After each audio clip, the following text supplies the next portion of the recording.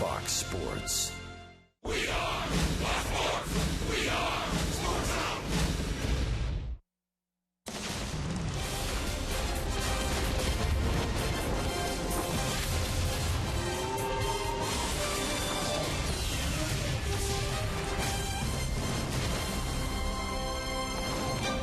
Nothing like a little beachside baseball, and baseball under the big top. We're at Tropicana Field in St. Petersburg, Florida for game one of a brief two-game interleague series with the suddenly surging Tampa Bay Rays.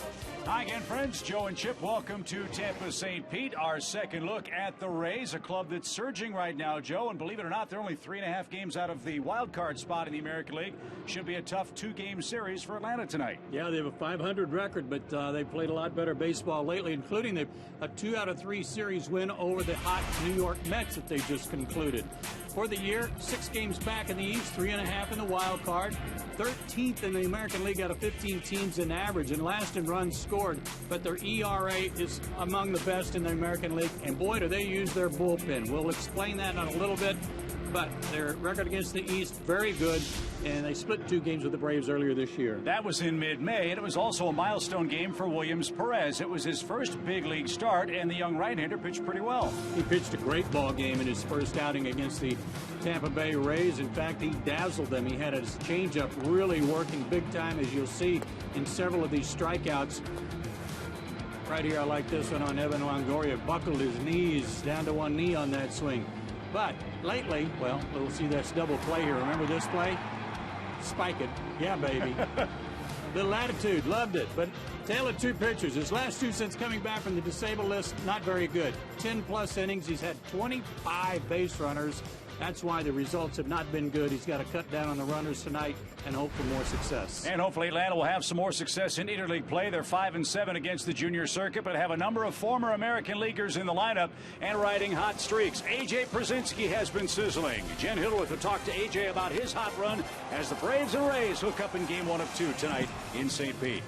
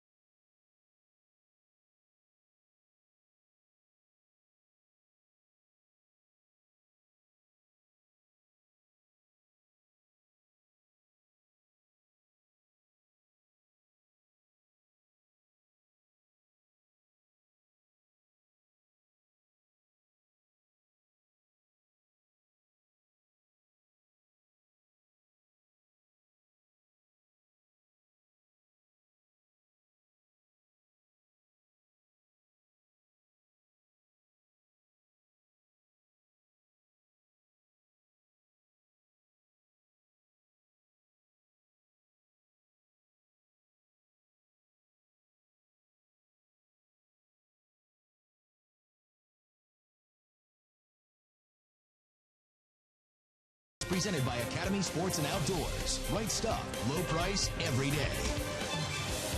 After a day off, the Braves open a 2-game interleague series tonight in Tampa, St. Pete against the Rays. Hey everybody, I'm Jen Hildreth, and of all the things that have changed with this Braves team this season, I think you'd have to say one of those has been the role that A.J. Pierzynski has played. A lot of people thought he'd come in to be a mentor to a young guy like Christian Bethancourt. Instead, it's been A.J. who has been the man most often behind the plate and also when he steps up to the plate, especially over the last month. If you look at what A.J. has done, that's our Zaxby's indescribably good play since July 5th. He has the second best batting average in the majors at .389, .426 on base percentage, .516 slugging to go along with 10 RBI. And it's not just that work at the plate, it's what he's done overall that's impressed his teammates. To be the oldest catcher in the major leagues and to be able to catch as many games as he had at a way above average, rate and in the heat that we have had this summer is really impressive. The games he's caught, the kind of the revolving door of the pitchers that he's had to handle. He's definitely had a full plate, and he's grabbed that role and ran with it, and he's definitely not slowing down, even though his age is getting up. That age getting up there all the way to 38, which I guess in this day and age is kind of old, but AJ, as Johnny Gomes just said, still bringing it. He had that 13-game hitting streak snapped on Sunday. Let's see if he can start a new one in Tampa tonight. First pitch will be on the way from the Trop when we come back.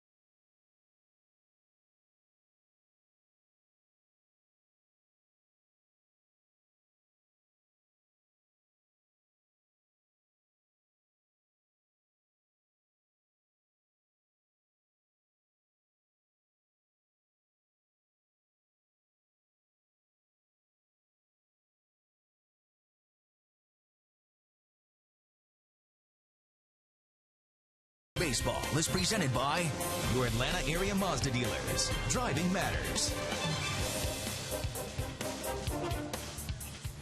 Beautiful day in St. Petersburg, Florida, and very comfortable inside after a very hot, muggy day in Central Florida today. Hopefully the action's hot and heavy tonight as the Braves and Rays hook up in the third game of our 4-game interleague series. 2 back in Atlanta, series split a game apiece. Atlanta hopes to do better than that starting tonight here against the Rays. The Academy Sports batting order features Michael Bourne leading off in left. Maben Markakis the DH tonight. As Jen told you, A.J. Pierzynski red hot behind the plate. Nick Swisher is the Atlanta first baseman. Peterson, Adonis Garcia, Yuri Perez in right. Andrelton Simmons will play shortstop, bat ninth. And they'll face former Mariner Erasmo Ramirez. Good numbers against the National League East. 4 starts and includes one against the Braves back on May 19th. He got the win 5-3 on that occasion. 4.29 ERA, 21 innings, 8 walks, 23 strikeouts. That start against the Braves at Turner Field, 5 innings. He only gave up 2 hits and 3 runs. Walked 2, struck out 5. He is 25 years old, 5'11", 200 pounds, out of Nicaragua. And the Rays defense behind Ramirez brought to you by CPI Security. Let's start in the outfield. Grady Sizemore is their left fielder. Daniel Nava just acquired from waivers from the Red Sox. Kevin Kiermaier can really go get him. Joe was very impressed with him back in Atlanta. Longoria, Cabrera, Forsythe, and Loney around the horn. Kurt Casale's the catcher, and Ramirez, of course, is on the hill. Here on the artificial surface and beneath the catwalks at Tropicana Field. Now, it's a different environment, to be sure. So Michael Bourne, 1 for 6 as a Brave, hitting .244 overall this year between Cleveland and Atlanta. And 2 for 6 against Ramirez lifetime. And we're underway. A strike. Lance Barksdale has the plate. Ramirez is not going to knock your socks off velocity-wise, but he is sneaky quick with the fastball and has an excellent changeup.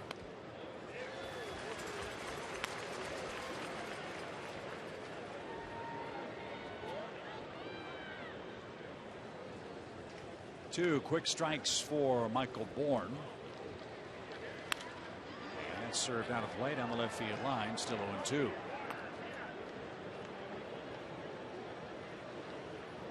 Braves got Bourne from the Indians at a time when he was really starting to heat up. Bourne hitting .339 since the All-Star break.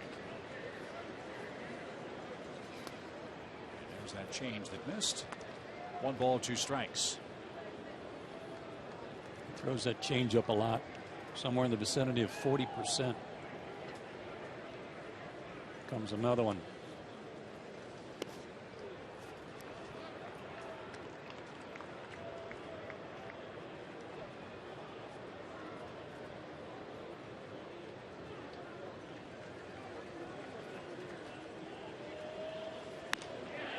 Fastball got him up and away. 1 up, 1 down via the strikeout. Ramirez's last start was against the White Sox in Chicago. No decision. The team lost 6-5 in extra innings. He went 6 innings, 6 hits, 5 runs.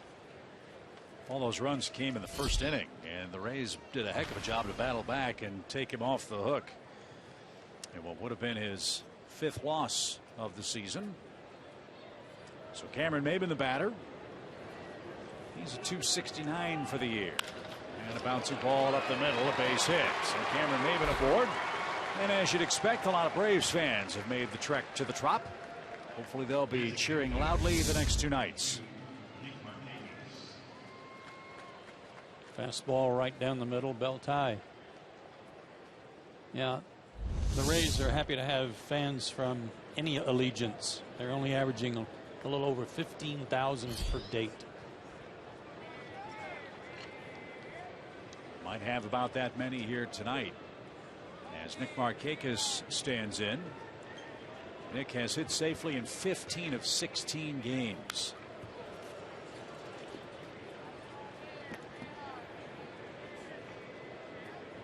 Tonight he plays his 75th career game at Tropicana Field, a ballpark in which he's hit .254. Of course, Markakis spent his entire career with the Orioles, an AL Eastern rival of these Tampa Bay Rays.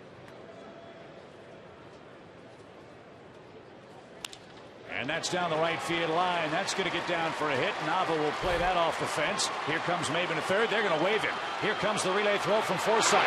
Hit's headed to the plate. Maybin is going to leap over the catcher, and they tagged him out.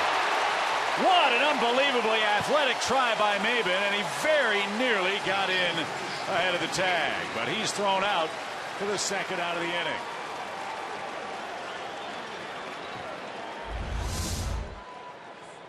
Good relay from Nava to Forsythe. And a good throw to the plate. I think he got him right there on the shoulder as he was trying to zigzag around him.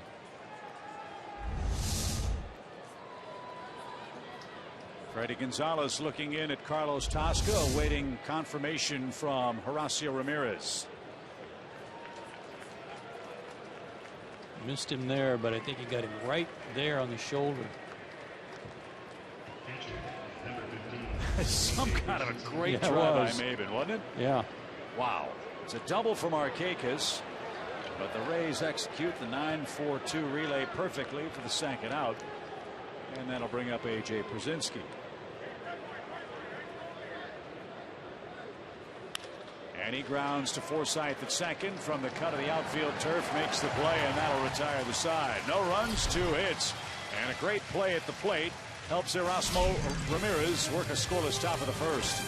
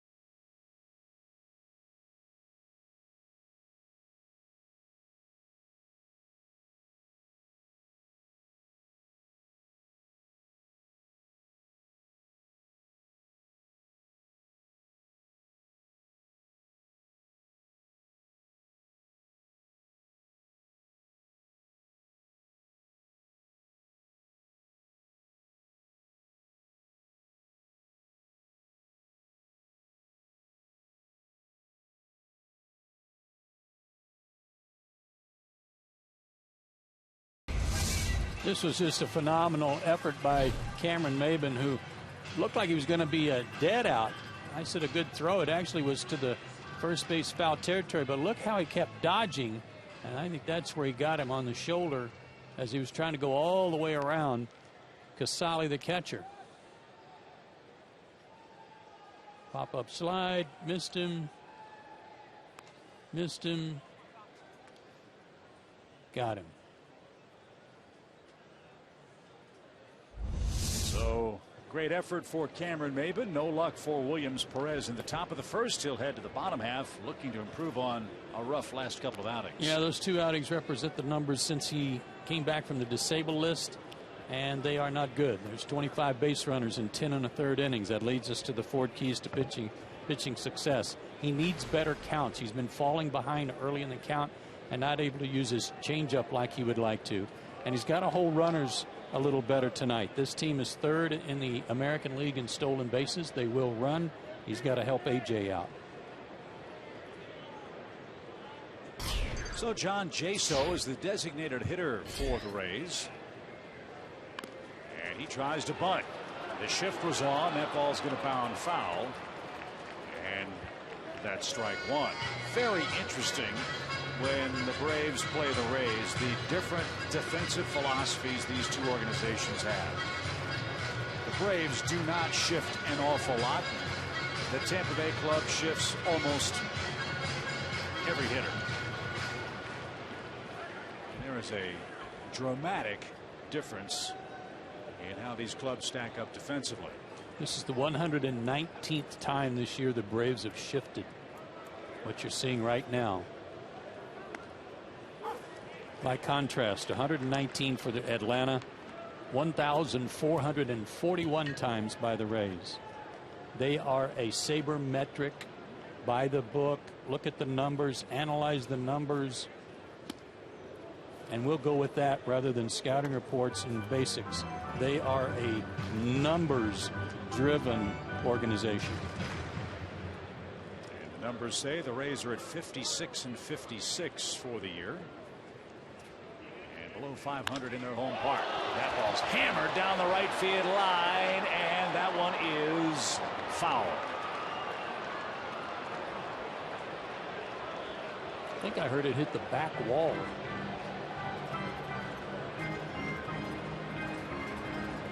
Jason's got incredible numbers for a leadoff guy. Leads all of baseball in just about every category you could ask for as a leadoff man.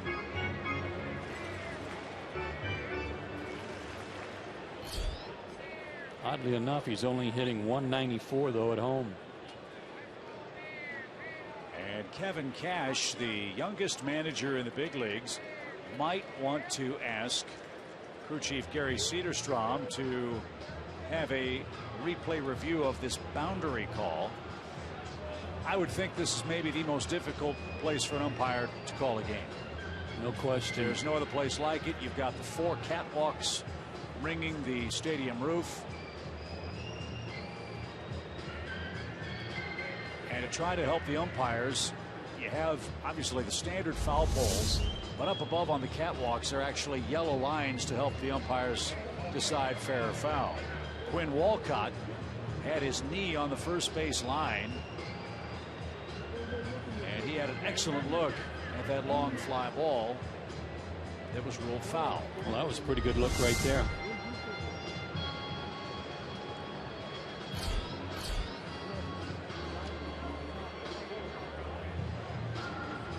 There's that foul pole that hangs from above the C and B catwalks. There are 4 of them.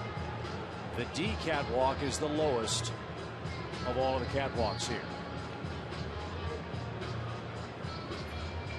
That's just to give the umpires a little bit of help. Any ball that hits the lower 2 catwalks, catwalk C and D, is a home run. A fair ball that hits the top 2 is in play. You see the foul line there as it went over the right field foul pole.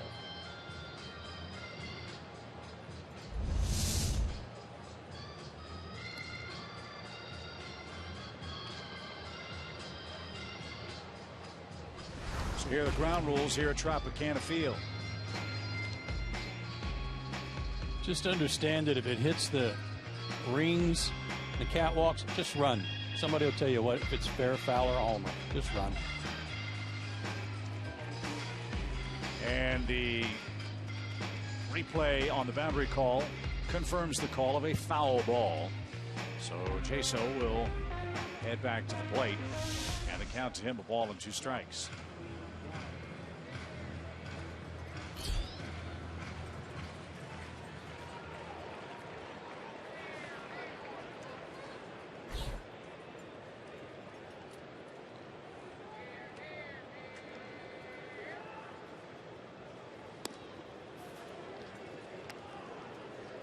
Here's why Jaso is leading off. Since the beginning of last season, leads Major League Baseball in all these categories. Even on RBIs or at bat for a leadoff guy. 1 every 5. This year he's been battling some injuries. They haven't had him healthy. They've got him back.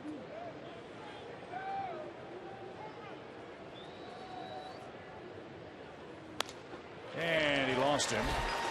Jaso was behind 0-2. Perez walked him, and that's how the bottom of the first starts.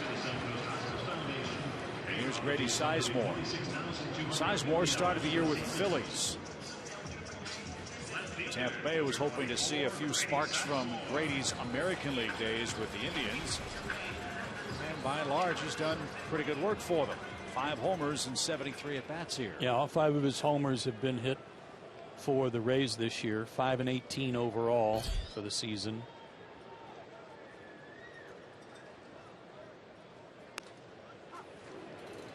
This is a real homer-friendly ballpark down the lines.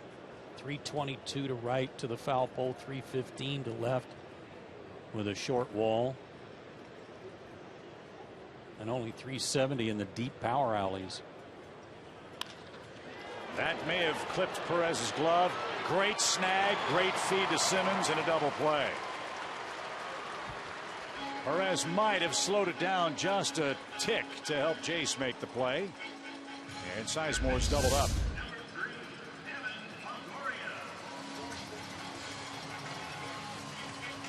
Nice feed by Jace. And here's the rest of the Rays batting order. Their all-star is Evan Longoria. He's their team leader in homers and RBIs. He anchors their Academy Sports starting 9. The Rays, as you said, don't hit a lot of home runs. No, they're 9th in the league, I believe it is, in homers. But they have homered in 8 straight games. They're coming around. And a lot of that has to do with them going to the plate, not trying to be computers. They're trying to get back to just seeing the ball and hitting it instead of trying to figure out what percentage of the time Williams Perez throws a changeup. Well, it's 2-1. Is it 27 or 72% of the time he's going to throw one? Well, we'll find out when they come up again. No score after one scoreless inning.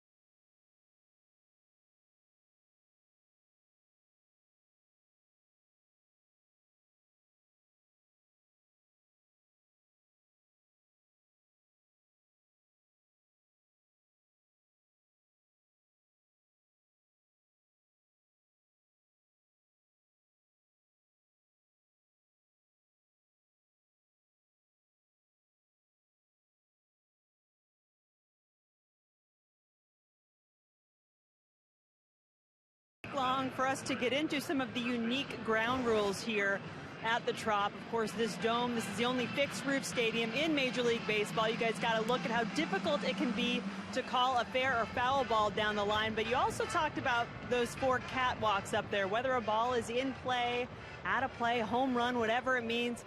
Chip, Joe, you guys said, well, if you hit it, you better just run. And it was kind of a similar thing from the players I talked to. Michael Bourne told me when it's hit up there, I just play it. You worry about it later. You play it, worry about it later. And when it comes to hitting those catwalks, apparently Johnny Gomes is the self-proclaimed leader in doing that. Of course, he started his career here and says he's done it more times than anybody else. We'll hopefully have a chance to do it later on tonight. And by the way, great to have you back, Jen. Awfully proud of your soccer work. And even more proud are we that when you came back and said the score, you didn't say 0-0. Come on, I haven't lost my roots. Thank you, though. Great to be back, guys. Nick Swisher leads off the second.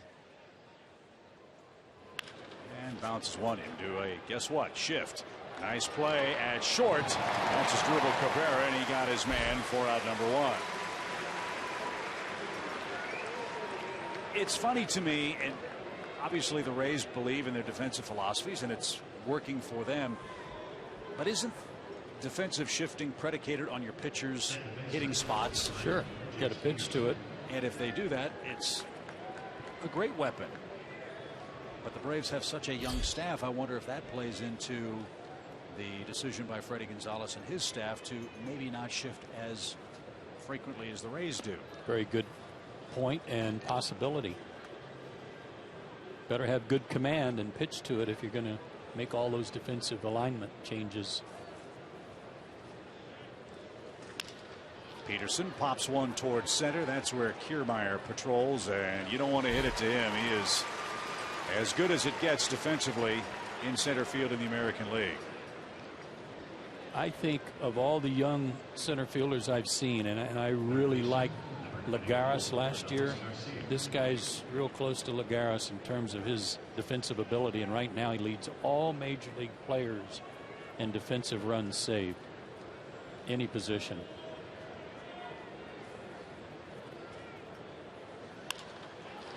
Garcia on the first pitch rips one into right field. That's the third Atlanta hit of the game.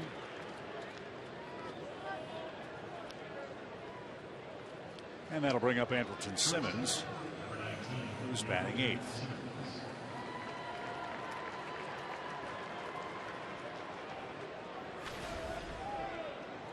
Ramirez, the pitcher, was asked the other day about his good start this season, the fact that he's 8-4. Came over from the Mariners, and he said, well, you know, I don't think too much about it because I'm like a reliever. They don't let their pitchers go deep into ball games, and I'm not talking about the 8th and 9th. I'm talking about the 5th and 6th. If the starting pitcher for the Rays gets to the 5th inning, he's had a complete game in their book pretty much, and they go to their bullpen. Their bullpen's thrown more innings than any team in the American League. Wonder how that's going to work over the final 6-7 weeks, when the games get even more important for this Rays ball club. Well, and keep in mind, this is the American League, the DH, so you don't have to worry about pinch hitting for your pitcher at any point. A quick 0-2 for Andrelton.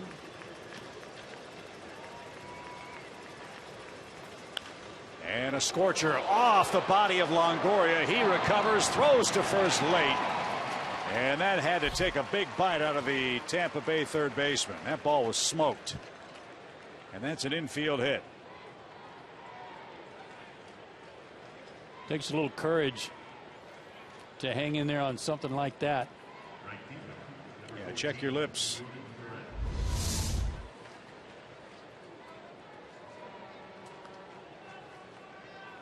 I mean, that really nailed him.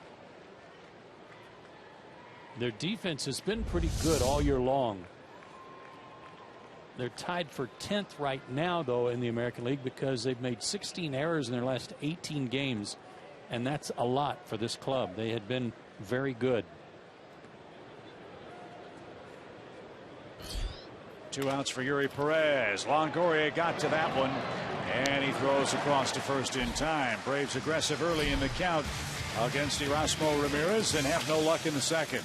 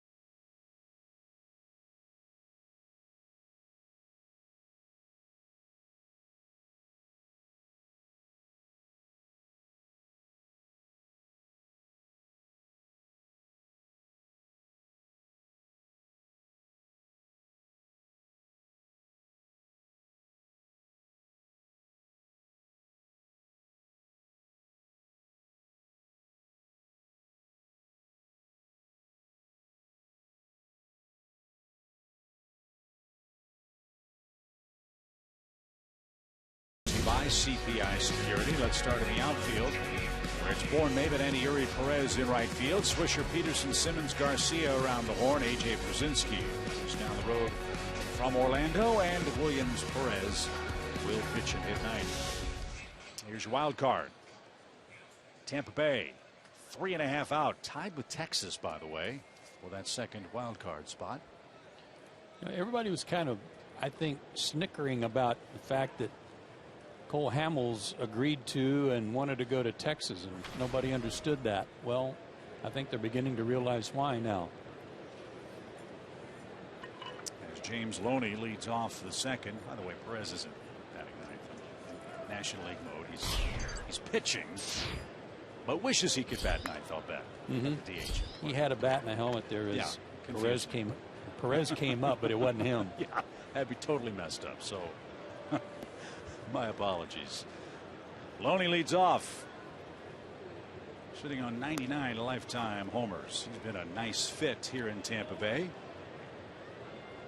High on base guy, puts the ball in play, doesn't have a lot of power, and catches just about everything at first base. And a ground ball towards second. Jace has that, and there's the first out. Second baseman, number 11, Logan Forsythe. Logan Forsythe tied with Longoria in homers and RBIs on the Tampa Bay team. 13 and 50 are his power numbers to go with 21 doubles. He's hitting .279.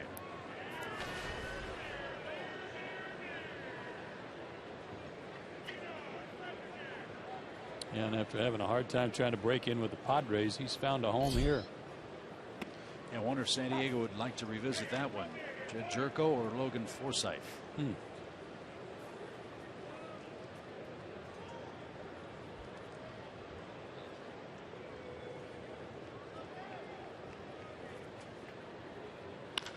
Sharply hit and through for a one-out single, the first of the game for the Rays. With the Rays' first hit of the game, Jacob donates an additional $300 to the Rays Baseball Foundation in support of the Hits for Kids program, bringing our season total up to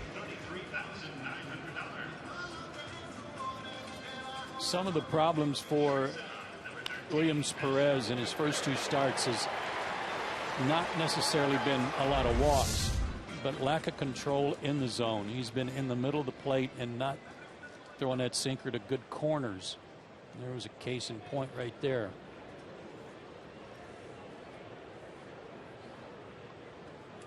That brings up Asdrubal Cabrera, terrific offensive shortstop, and he swings the first pitch, and that's into the corner, and that'll bounce into the stands for a ground rule double. The Rays will have runners at second and third with one out. And that's not a surprise. Cabrera has more extra base hits than any other shortstop in the big leagues. And is now 21 for 44 since the All-Star break. Or excuse me, since he came back from the DL on July 28th. But another pitch that was up and out over the plate. 21 for his last 44.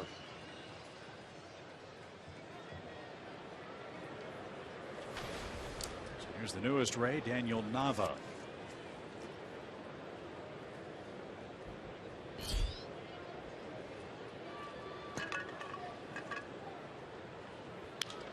He swings the first pitch, pops it into shallow left. Simmons is out.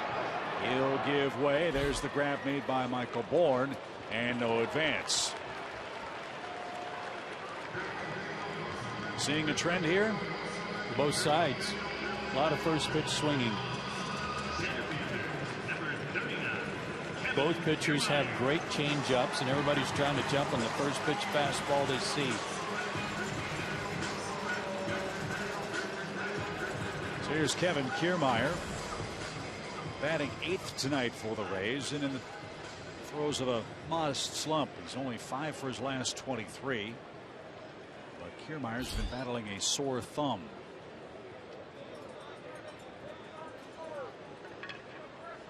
And boy, can he run.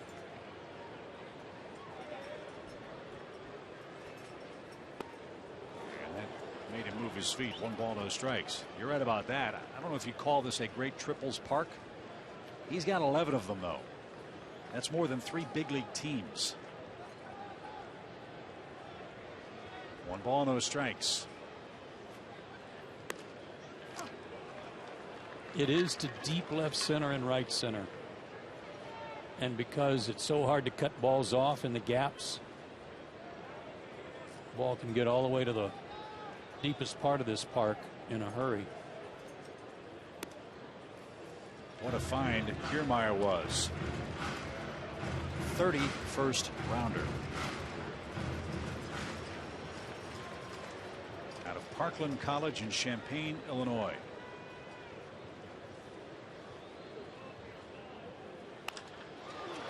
Popped up. Shallow right. Perez is there, and he's got it. And that'll retire the side. The Rays had him at second and third. One out. Can't break through, and we're off to inning number 3.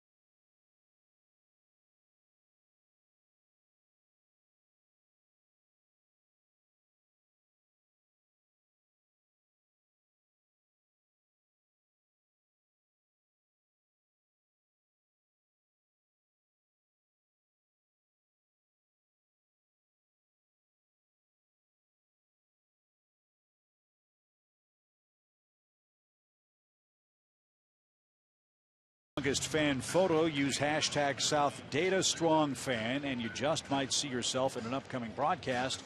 Brought to you by T-Mobile. Braves fans are plenty tonight under the big top. Tropicana Field, very comfortable inside. As Erasmo Ramirez gets set to face the Braves order a second time through here in inning number 3. He struck out Michael Bourne to start the ball game.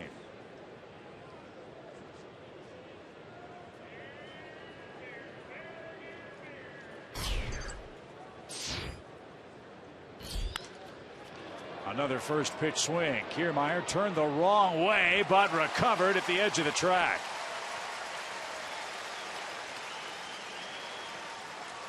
To get it over that kid's head, it may have to go over the wall. Well, and for Michael Bourne, he keeps getting robbed. Remember, Cole Gillespie took an extra base hit away from him in the series against the Marlins, and now Kiermaier does the same thing because he can run down any bad turn that he might make going after a ball. One away for Cameron Maybin, who singled his first time up and was thrown out at the plate.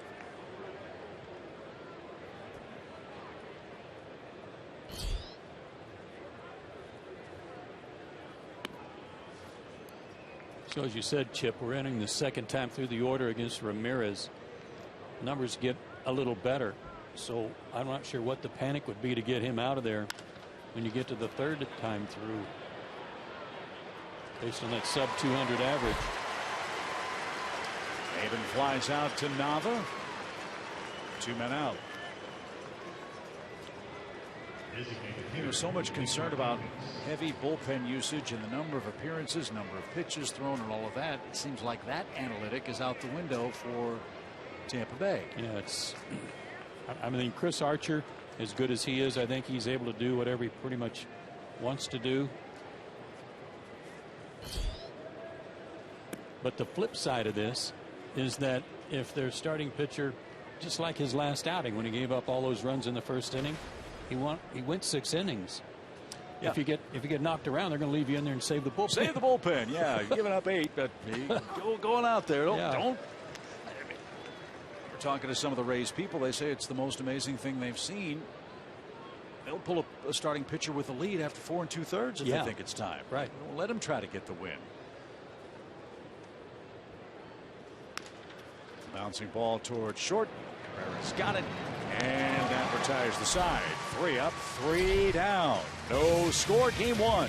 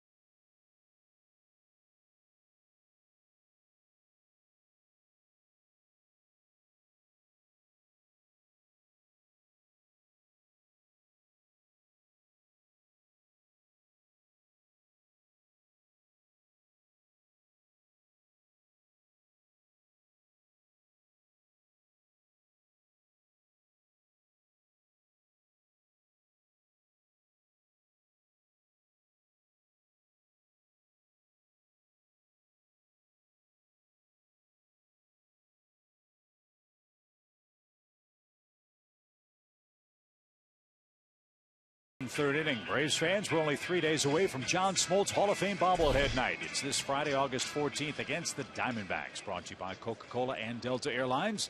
The first 20,000 fans through the gates will get a bobblehead featuring the newly elected Hall of Famer. Get your tickets today by visiting Braves.com/tickets.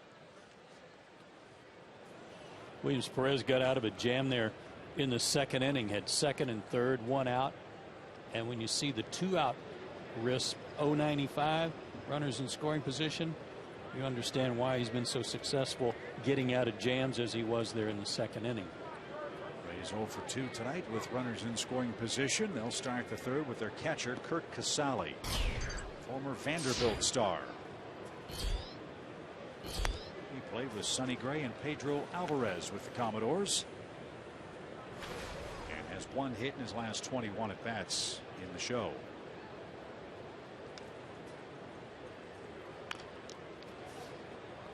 Dribbled foul, even count. 1 ball, 1 strike. I'd say he's been pretty much all or nothing.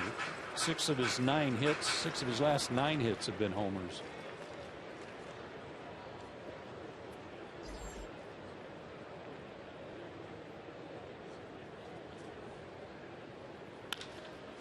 Simmons at short, went to a knee and got the catcher with ease for out number 1.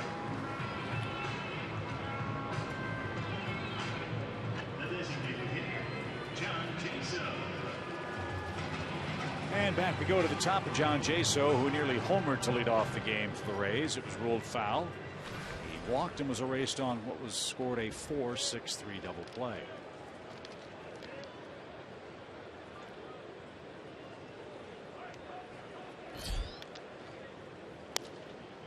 How about the way he takes his stance? A lot of moving parts, aren't there?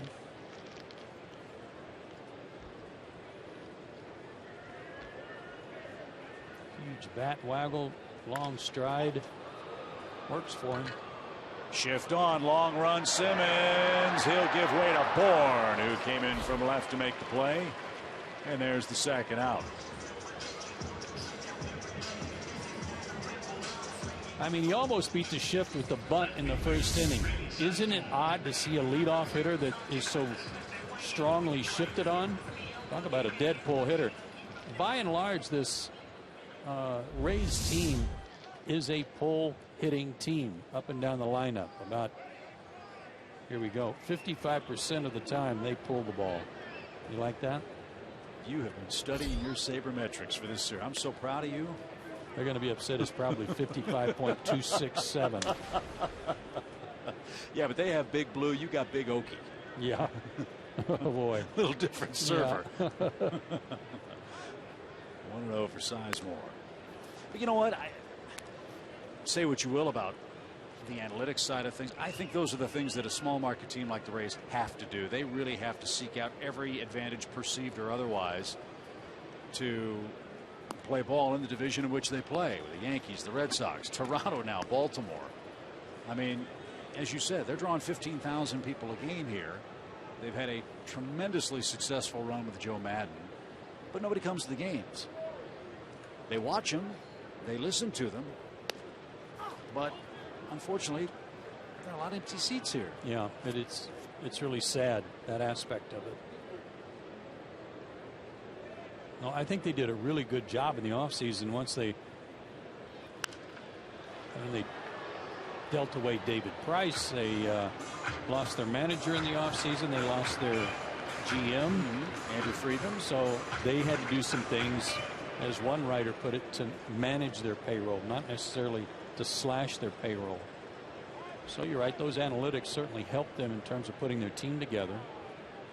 And they've got the youngest manager in baseball, who I'm sure also is into the new numbers. Sizemore walks, second walk for Williams Perez tonight. Comes in front of Evan Longoria. There's Kevin Cash. You're right, 37 years young. Is the manager of the Rays, who was given a 5-year contract without any managerial experience. Worked a lot with Terry Francona in Cleveland. Played for him, I believe, at Boston. Right. And the Rays are hoping some of that magic will rub off in their new manager. He's from the Tampa area. Must be cold, though. He's got a windbreaker on. Can't see his uniform.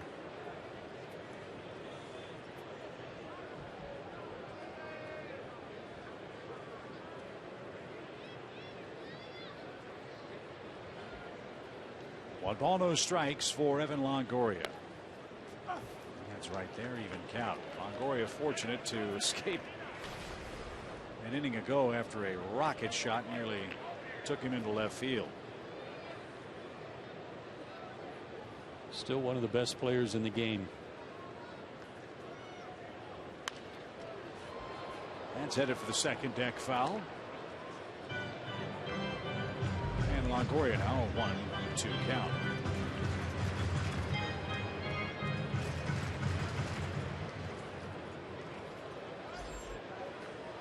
Longoria, 29 years old now. He's in the third year of a 10-year contract.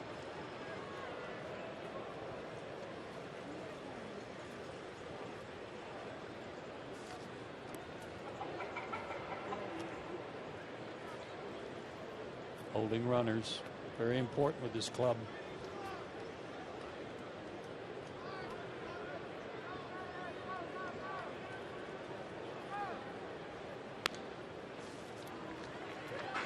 2-2. Longoria also that wide open stance at left foot pulled back, but not near as drastic as Jaso.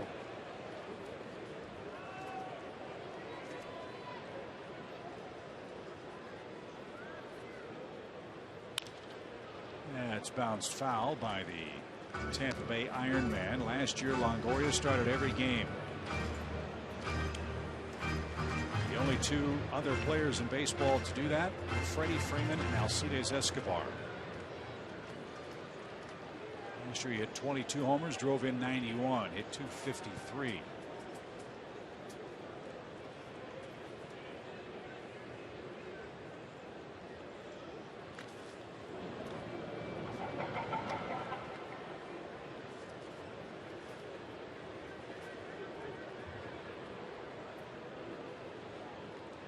In 2012 was a real rough year for Longoria. Missed 85 games with a torn hamstring. And somehow, some way, the Rays went 41-44 without him. That's pretty remarkable.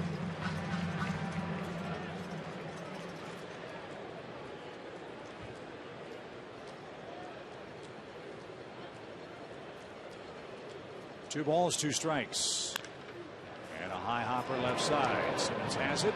And a low throw is scooped out by Swisher at first. The Rays are down in the 3rd. A.J. Brzezinski leads off the 4th for the Braves. Scoreless.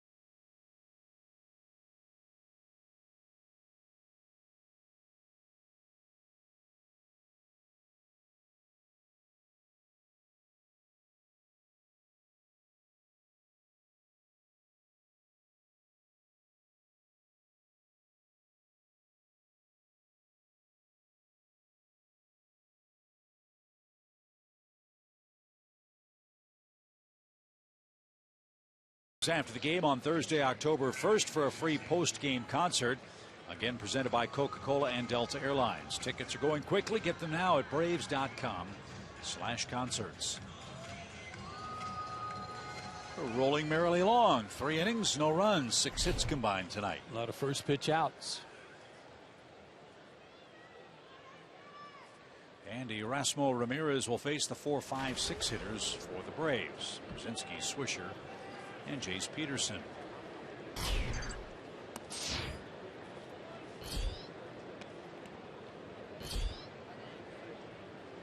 A.J. rolled out to second, and that ended the Braves' first inning. This ball's hit hard toward left. Sizemore back, and a step shy of the fence makes the grab. A.J. hit it hard, but he's out number 1.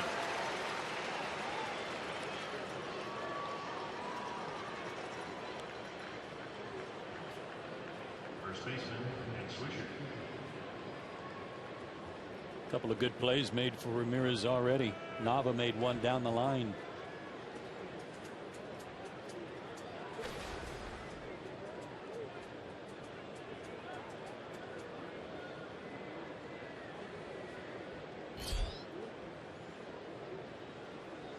Hey, the Braves' #1 pick, Colby Allard, made his professional debut last night.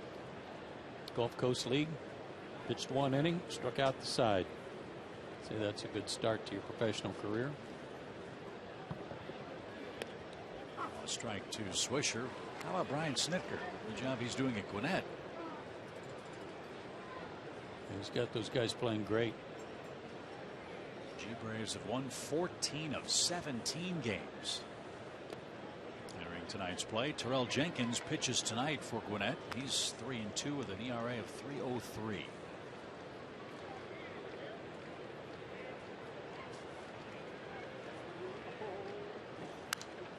I was saddened to hear about Ozzie Albies. He's out, right? Yeah. What was his injury? Wasn't it a broken thumb?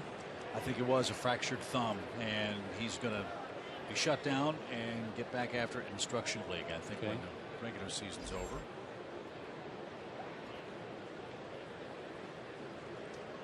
One ball, 2 strikes. And that's right there. Swisher didn't expect that pitch. Second strikeout for Ramirez, who set down 6 in a row. Here's a look at some other names you might take interest in the Braves farm system tonight. Alex Smith making his adjustment at AAA. Last 10 games, great numbers. John Gant, talked about him after his first start. He's now made 3 starts. 6 walks, 19 strikeouts in 17 plus innings. Likewise, Zach Bird in 2 starts. Good numbers.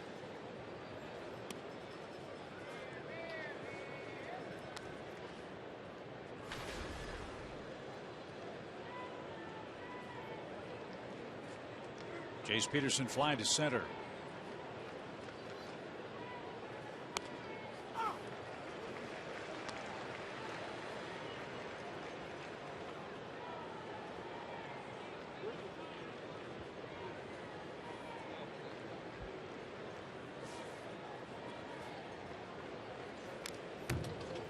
Good cutter, 92-mile-an-hour fastball, and ripped it straight back to the screen. 1-2 your count. Jace Peterson from the get-go has reminded me of the guy in left field, Grady Sizemore, early in his career.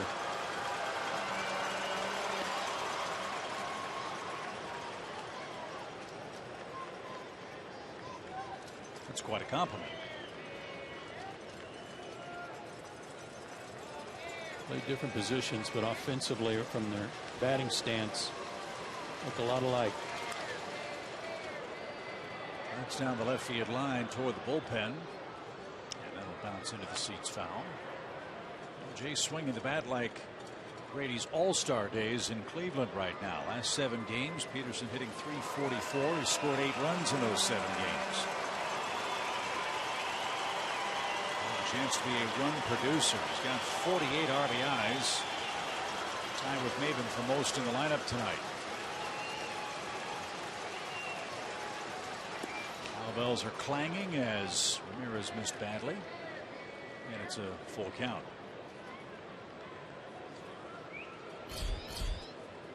Adonis Garcia's next.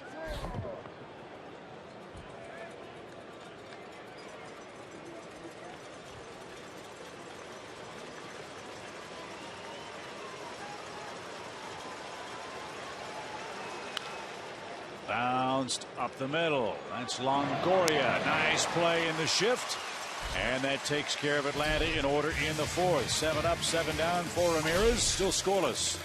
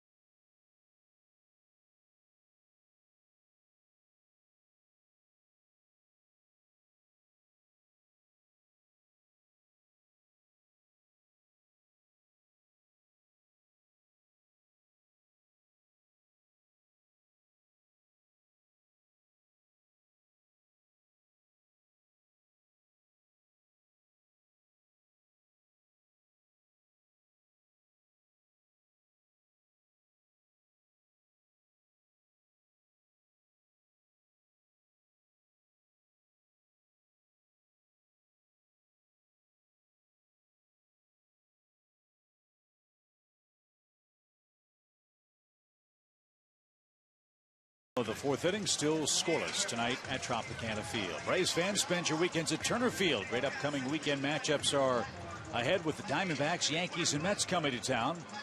As always, Friday night fireworks and kids run the bases every Sunday. The weekend's the perfect time to catch a game. Visit Braves.com/tickets today and plan your visit to Turner Field. Well, so far so good for Williams Perez. He scattered a couple of hits to the Rays. Remember, he came in having allowed 14 earned runs in his 10 1/3 innings previously pitched. Yeah, a ton of base runners with 2 hits, 2 walks. So far, no runs. Good work. James Loney will greet him first.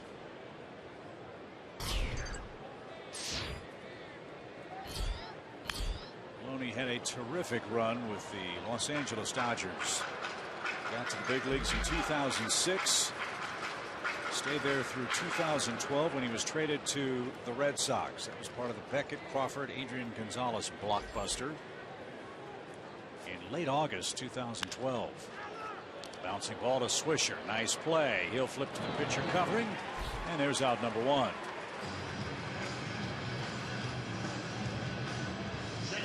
So far, Nick Swisher's knees look awfully spry and nimble.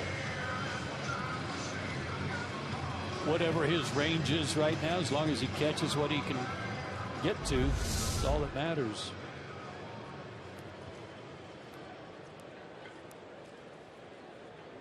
Garcia over to give Williams Perez an extra breath or two as he gets ready for Logan Forsythe. Forsythe, the former #1 pick by the Padres in 2008.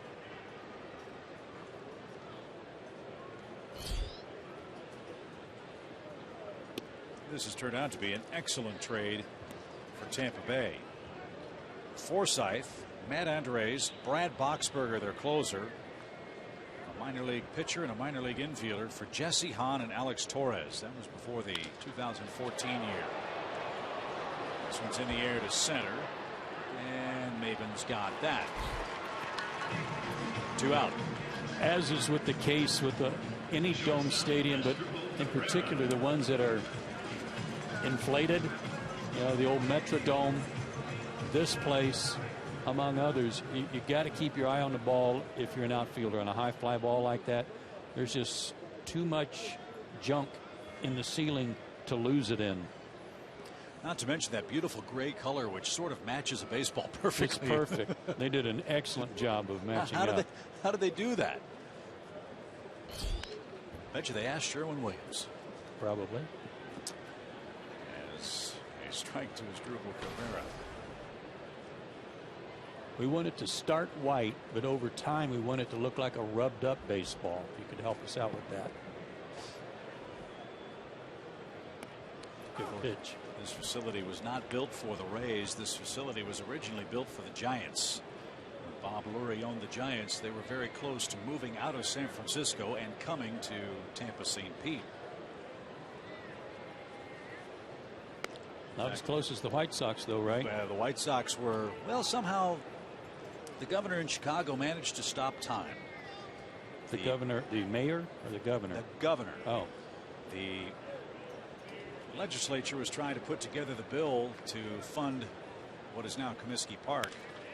As this ball is hit in the air to center.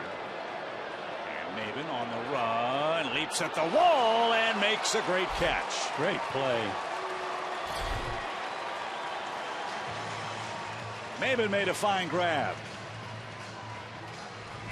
A 7-pitch inning for Perez and a scintillating catch by Cameron Maven. And we'll continue our Stadium Follies story when we go to inning number 5.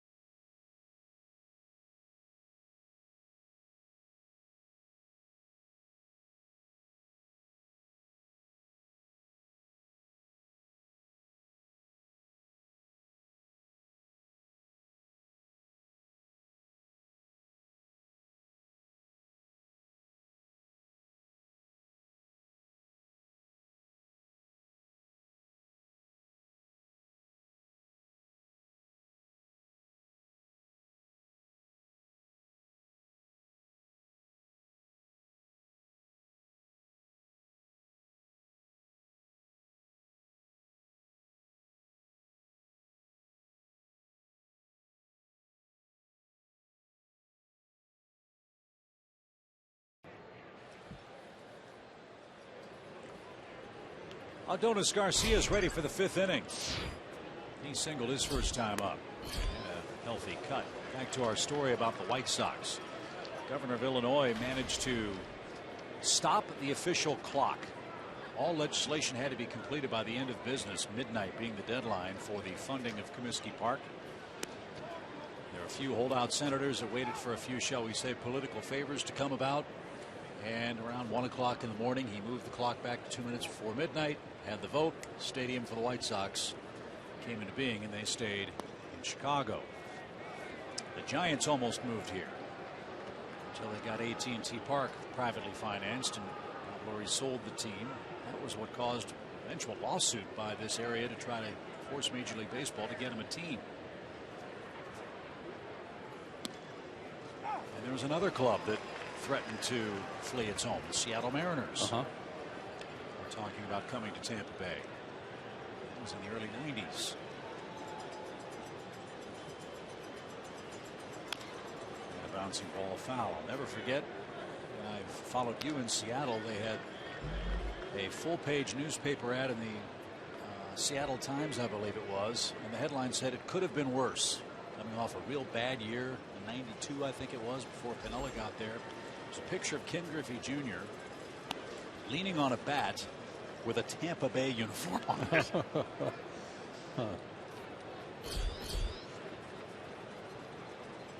So this ballpark was built in anticipation of getting a team, and it didn't happen for a long time. Correct. And that's a strike called to Garcia. 3rd strikeout by Ramirez, who set down 8 in a row all of a sudden. And this is where it gets interesting now for the Rays. You've got a pitcher pitching dominant ball. He's only thrown a handful of pitches. Will they let him continue on? Good fastball. Stadium originally called it by nickname the Thunderdome because the Tampa Bay Lightning played a lot of hockey in here. They needed to do something in here. They didn't have a tenant. Downstairs to Simmons, and they're trying to find a way to get a more fan-friendly, more modern ballpark that would serve the Tampa Bay area, the Tampa area of their fan base, as well as the St. Petersburg fan base. Left side, Cabrera at short, throws off balance, and Loney hardly had to move. Good play, 2 out. We got to see Cabrera play a little bit last year after he went from Cleveland to Washington and played with the Nats. Slick player. Made that look easy. And Ramirez is making it look easy. Set down 9 in a row. But I think that's one of the things that's at the top of the list for the new commissioners, try to resolve this issue down here so that they can get more fans to come to the game. Figure out how to do that. And Oakland too. I mean, those are the two real thorns, and sadly they're both American League teams. Perez the batter. And you'd think this would be a slam dunk for baseball success. So many great players have come from the Tampa area. You've got the spring training facilities here in Clearwater, St. Pete, just south of here, Port Charlotte, for example. But it hasn't translated with the big club yet.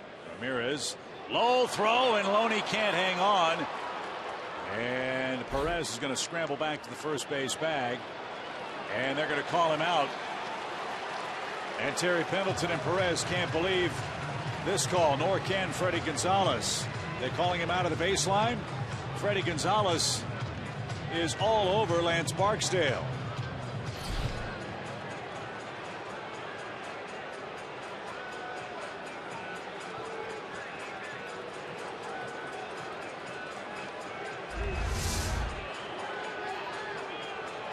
He was. The ball hit Perez in the left foot. And as we've said a million times, the difficult thing about that play is the base is in fair territory. The runner's lane is in foul territory. What's a man supposed to do?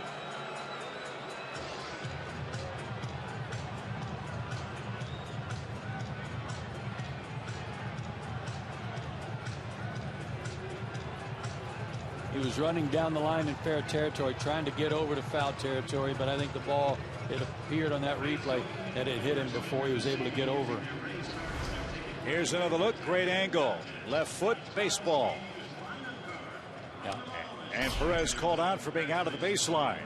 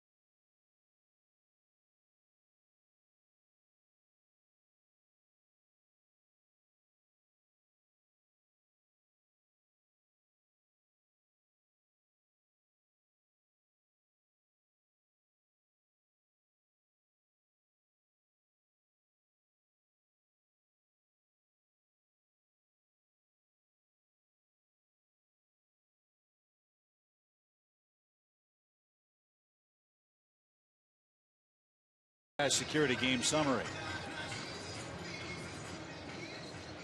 As we said, both guys with terrific change-ups. They're using them effectively. They're not able to get deep in the count. There's a lot of guys who are swinging at the first pitch. Erasmo Ramirez has allowed 1 earned run or less in 11 of his starts this year. So Williams knows he's got to be at his best to give himself a chance to pick up victory number 5. He's looked good. Set down 4 straight. Much better than his first 2 starts.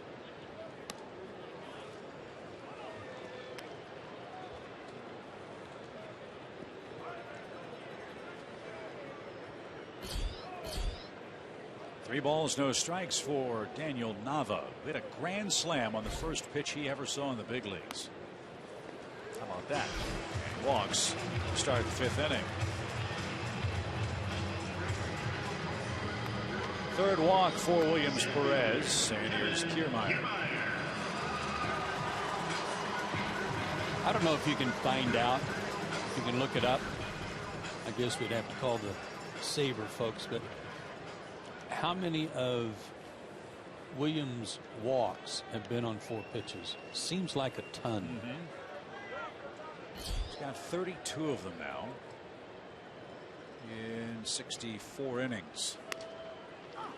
It's a lot of pressure on himself for all those base runners, but as we saw, gets him at 2nd or 3rd, he really bears down and doesn't get hurt by it.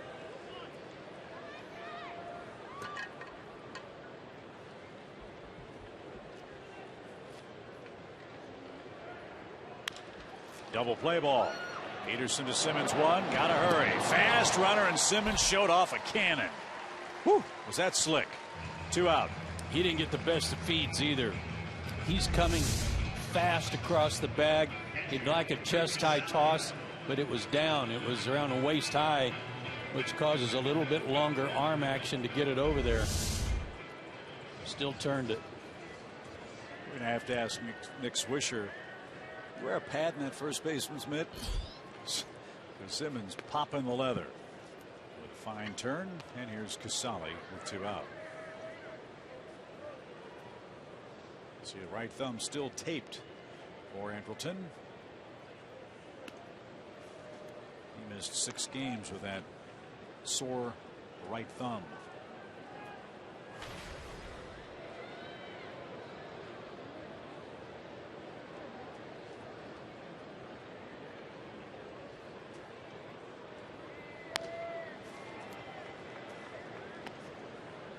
Here he goes again. He gets the double play, and now he's 3-0.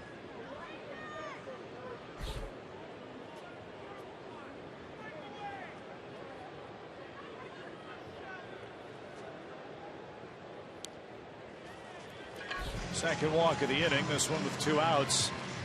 And now you're facing the most productive leadoff hitter in the game in a scoreless affair.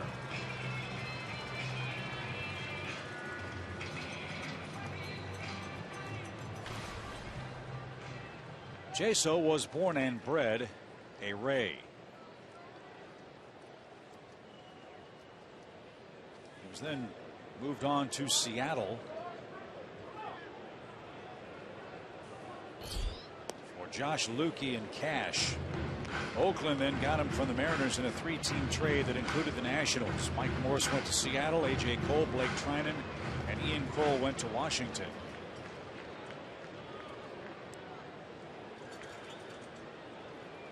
Rays got him back for Yunel Escobar and Ben Zobrist, and a bouncing ball up the middle into the shift, and Simmons was Johnny on the spot. Couple of walks don't hurt Williams Perez, and we head to the 6th.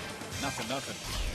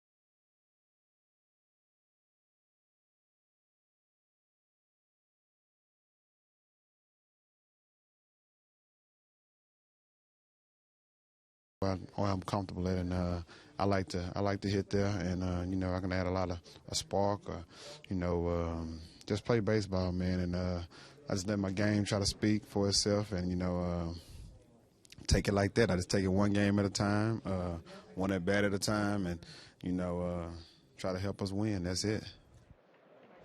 Michael Bourne leading off this inning, guys. I asked him now. He's had a solid 3 days to settle in with the organization. He said, yeah, it's getting there, it's getting better, but he said he felt it definitely helped just the fact that he was a Brave early in his career. Thanks, Jen.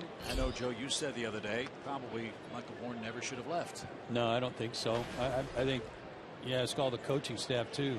They wished he'd still been here, but they got him back now, and I'm sure that he will do a lot of things to help the Braves win. And I'm sure it did help knowing what to expect when he got here.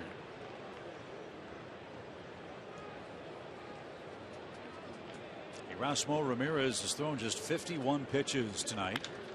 And his 52nd was smoked. Loney, who, as I told you, is an excellent defensive first baseman. And the Tampa Bay right-handers set down 11 straight. Boy, and Michael continues to hit in bad luck. One hot shot handled by Loney off the turf.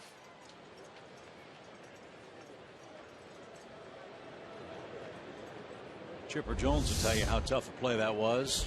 Remember a couple years ago, B.J. Upton? Yeah. Almost ended Chipper's career with a line drive, one-hop rocket off his ankle.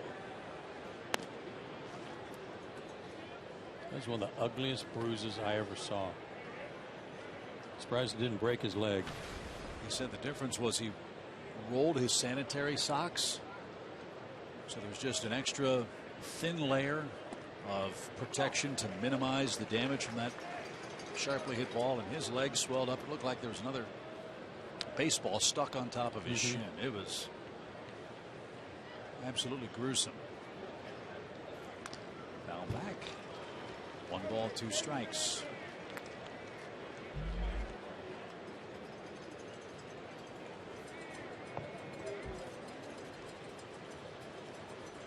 Cameron's 1 for 2 in the game.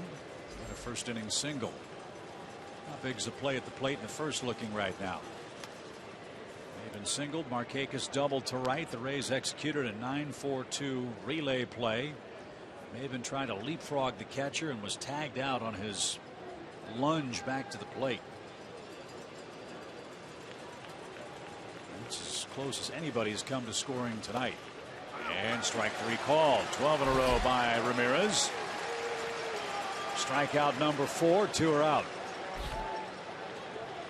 Number 22, Nick Martinez. Well, maybe the top hitter in interleague play can get something going. That, of course, Nick Markakis. And check out these eye-popping numbers for the Braves DH. Our Georgia lottery hitting the jackpot. Pedroia, Mauer, Carpenter chasing Nick Markakis for that top spot.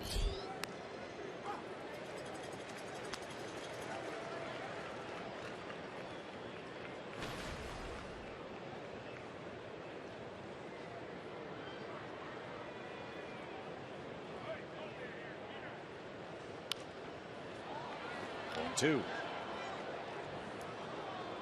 He's not using his changeup quite as much. After the first couple of innings, he's gone more to his fastball. Just some good sinking action on it. It's been as high as 93 I've seen tonight, which is good for Ramirez, and a slider.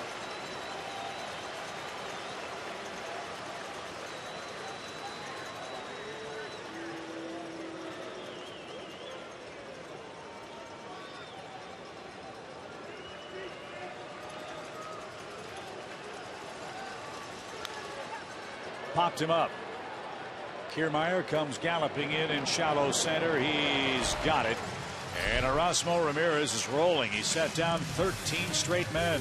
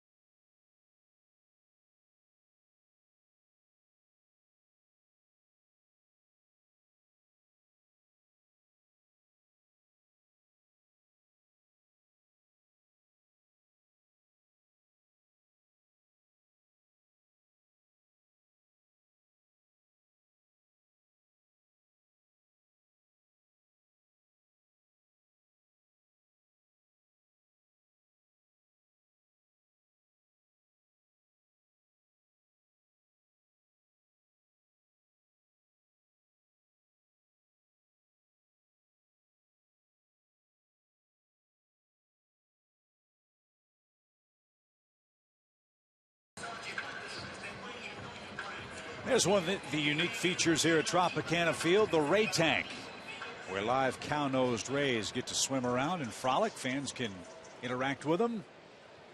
Cool feature out in right center field here at the Trop.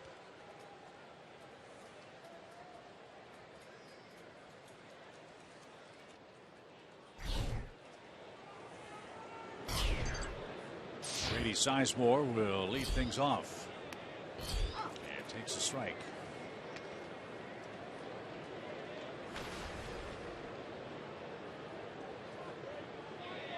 Sizemore, Longoria, and Loney are coming up.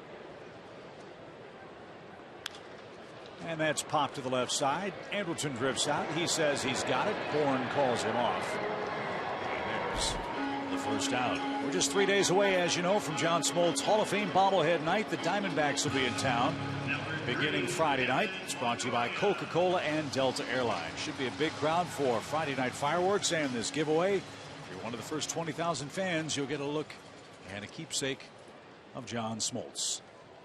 Get your tickets today. Visit Braves.com/tickets.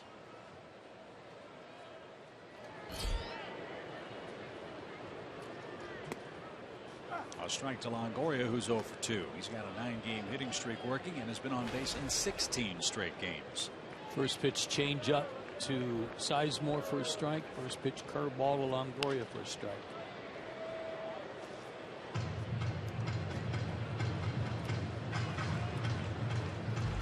Talking about the stadium and what they might do here if they were able to build a stadium that would be attractive to both St. Pete and Tampa and any of the other surrounding areas.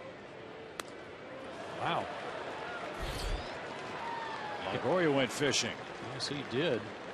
Good fastball, too, at 93. His first strikeout tonight. Upstairs and got him to chase. But in light of what's been happening around here lately, I mean, they had over 20 inches of rain in the month of July. People tell me just nonstop flooding in a lot of the areas. You'd assume they would have to have a covered stadium. Sure. Retractable roof or something of the like. Well, just for fan comfort. It's so hot, so humid down here. I've always said, as a Central Florida resident, the ideal place to put the ballpark would be Steinbrenner Field at Legends Field, whatever it's called now, the spring training home of the Yankees. It's right over by the football stadium. Why couldn't the commissioner say best interest of baseball for the health of the franchise, the health of the game? We're going to put the team there and find a way to put a dome on top of that. I'm sure it could be done. Would that draw fans from Orlando? I think it would be easier. There's no guarantee of that, because as we know, the traffic going west from Orlando down by Disney is a nightmare at 4 o'clock in the afternoon. But coupled with that and the bridges and the causeways getting over the bay to get to St. Pete and the long drive down the peninsula, that I think dissuades a lot of people from coming over from the real central part of the state. It would help, but I don't know if that's the answer or not. Fly ball center. Simmons pointing the way for Cameron Maben, who tracks it down, and Williams Perez and Erasmo Ramirez are putting on a pitching show. 6 scoreless innings under the dome at Tropicana Field.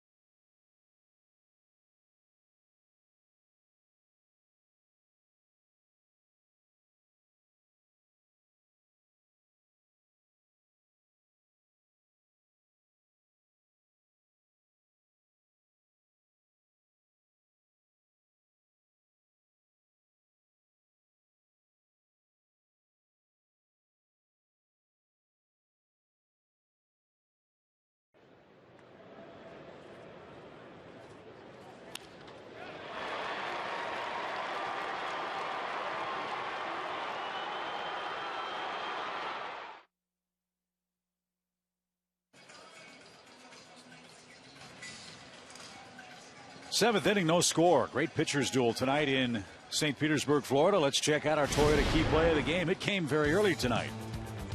Maben at first. Extra base hit by Markakis. Daniel Nava plays it off the wall, gives Logan Forsythe a good relay. And then the throw to the plate, and it became a jousting match. Cameron Maben tried to go around Casale and did briefly, but Lance Barksdale says he got him on the shoulder, and I believe he did too. So who will break through first? Let's hope it's the Braves as we hit inning number 7. A.J. Przinsky gets it started. Nick Swisher, Jace Peterson coming up. High hopper to Logan Forsythe. Easy play, 1 out. Braves have not had a hit since back-to-back hits in the second inning by Garcia and Andrelton Simmons. And the Rays have not had any hits since back-to-back hits. Their only hits of the night in the second inning from Forsythe and Cabrera.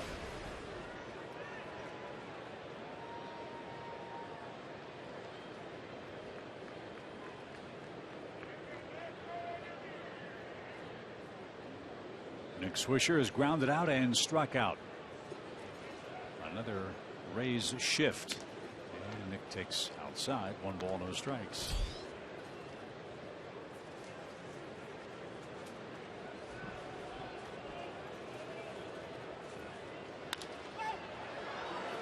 Up by those catwalks. It's not going to hit it though. And Longoria puts the squeeze on it. 15 in a row retired by Ramirez. And just like that, 2 are out. And here's Jace Peterson. He's 0 for 2. Well, it's going to be easy for Ramirez to stay in the game, obviously, here in the 7th inning and pitch deeper because he's not throwing any pitches. Yeah, you throw 64 pitches through 6 2/3, you're rolling along. A strike.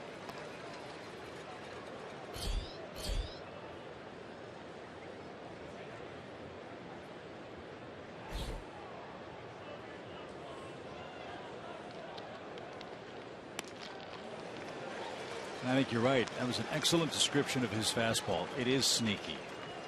A very deliberate, slow delivery. And then boom. Yeah. In the dirt. 1 ball, 2 strikes. Toronto's winning again tonight. They're beating the A's 3-1. Are they ever going to lose again? I don't know the answer to that. Man, oh man. What a different team Toronto is. All of their acquisitions, most notably Troy Tulowitzki and David Price. Little pop into left. Sizemore's got it. 16 up, 16 down for Ramirez as we hit the 7th inning stretch.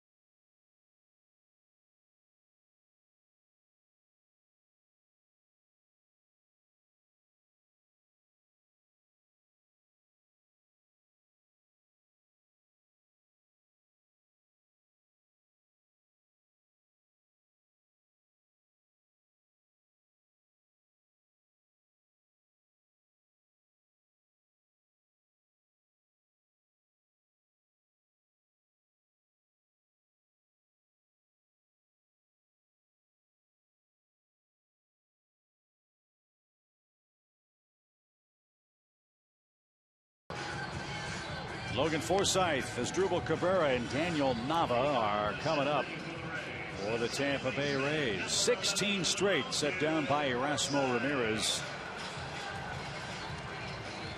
As Williams Perez, in his first real good start since coming back off the disabled list with the big league club. Yeah, he's pitched around 4 walks, gotten ground balls after he has issued some walks to get some double plays turned. 2 of them behind him tonight.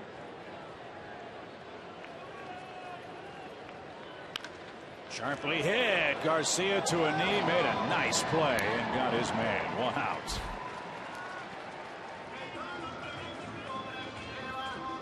He continues to impress, you know. We really didn't know what to expect defensively from him. And he's got good hands, quick reactions, and a real good arm. We were told as well, as you see the Braves' 30-year-old third baseman, that their other 30-year-old baseman, Hector Oliveira, is in attendance tonight. He's been working out in Orlando, about an hour and a half away. And he apparently came over to the ballpark tonight to watch the Braves in person and get a look at the ball club we hope he'll be joining here in the next 10 days, 2 weeks or so. Ground ball, Peterson to his right. Nice play on the turf. Can't get the ball out of his glove. And Asdrubal Cabrera is aboard with a 1-out hit.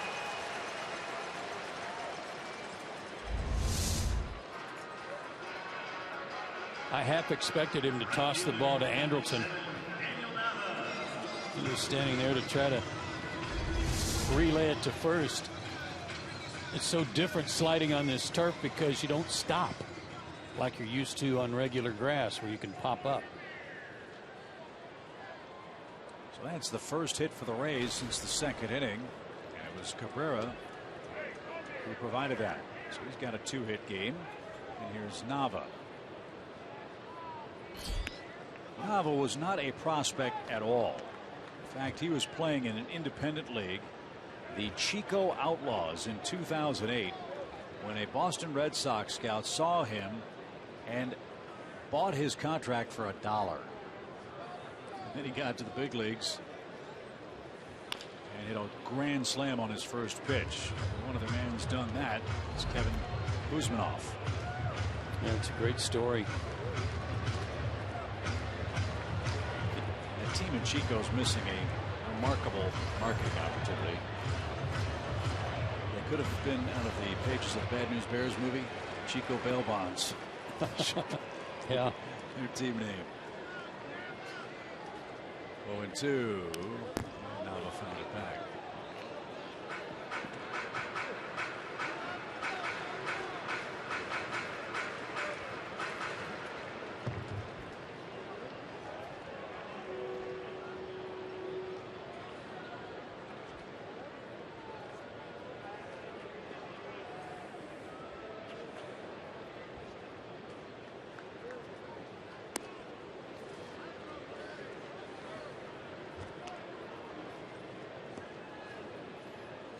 First bullpen action tonight. He's in the Braves pen. Roxbury.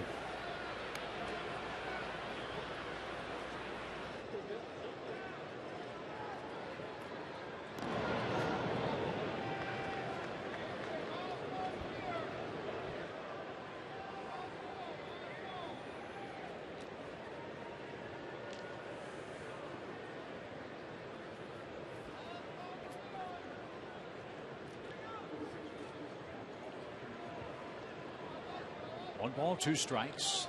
Rays have hit to 2 double plays tonight. And Swisher, foul ball, great diving stop. Nava will head back to the plate. I'm not sure that was Quinn Walcott's call. He's only responsible for fair or foul after it gets by the bag. And he just pretty much took that out of the equation, assuming it was near the bag.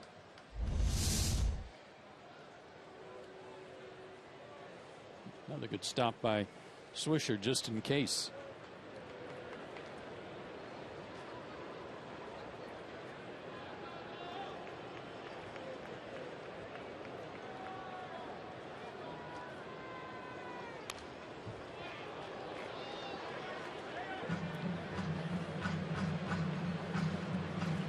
Only 80 pitches for Williams tonight.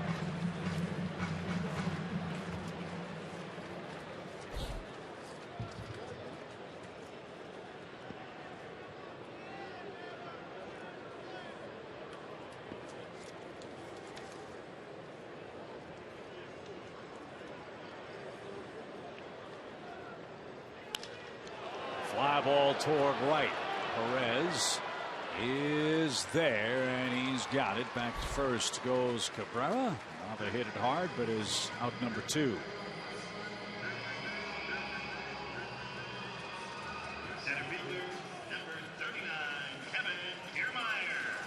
There have been some balls hit tonight by both sides that give you pause because of how small this ballpark is, with the exception of straightaway center. 404 to straightaway center field. As we said earlier, 370, just 370 to the power alleys. Good pitch.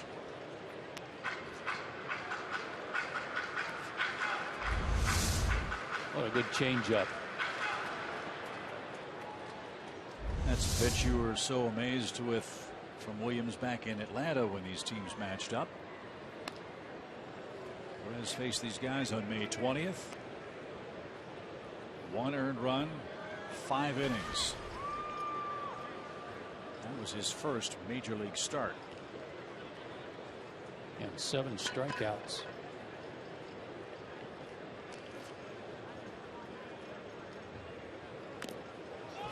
That was fouled off AJ, and the count 1-2 to the Rays center fielder.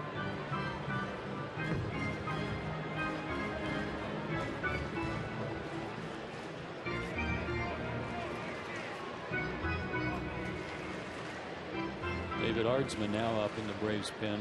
Mark Sperry's taken. I hadn't taken a seat. But Ardsman is the guy heating up.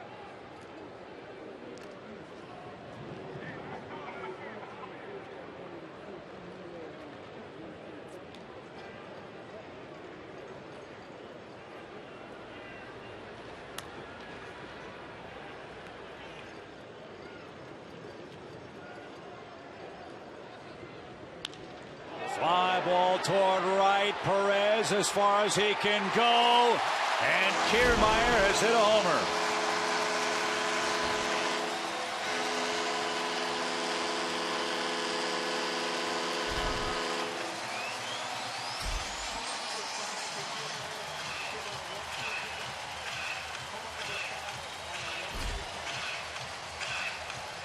So on a 1-2 pitch, Kiermaier hits a 2-run homer for the Rays, and they lead in the 7th.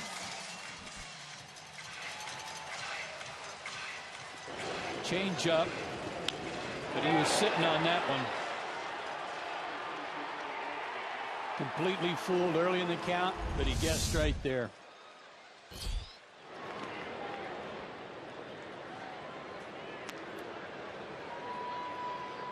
Now the Braves in late inning trouble. They have 6 outs left and trail 2-0. And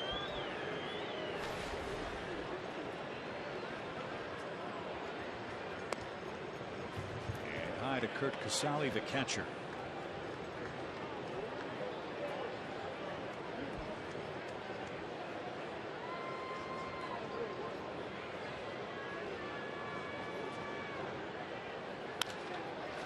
Simmons at short. Nice play.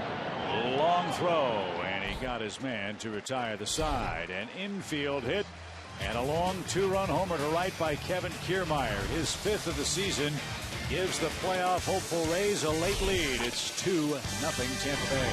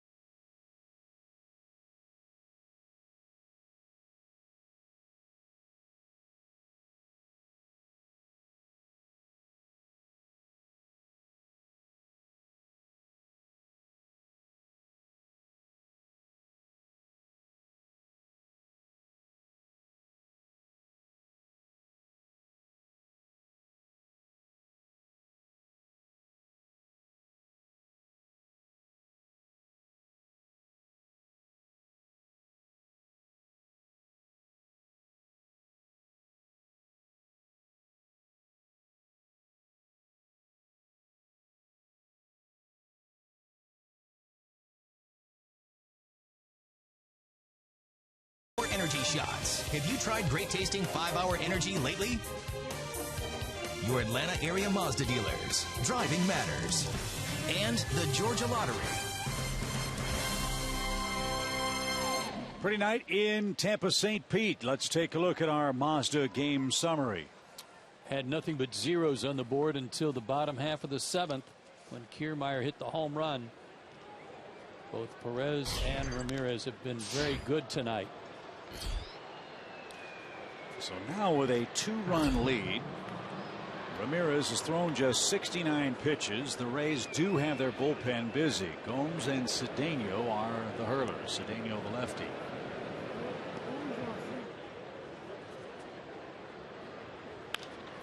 Up the middle and through for a leadoff hit. Garcia multi-hit game.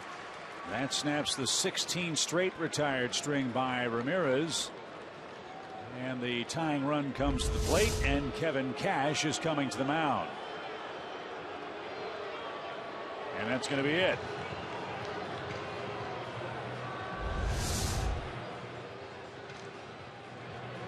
This is what the Rays do. Ramirez threw 7 brilliant innings. Cash will not allow him to pitch himself into a tie, and he gets a standing ovation, and he tips his cap. He leads 2-0 in the 8th.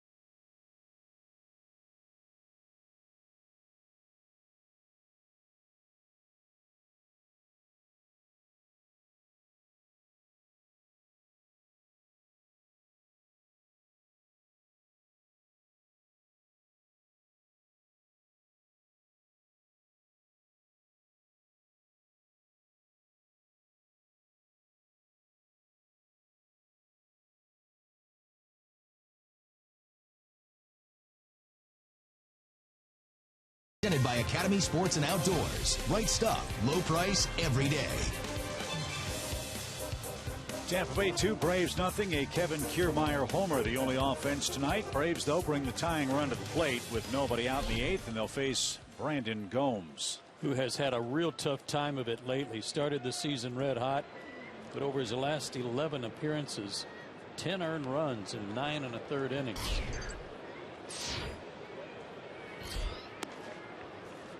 And that's off the plate for the Braves shortstop, Andrelton Simmons.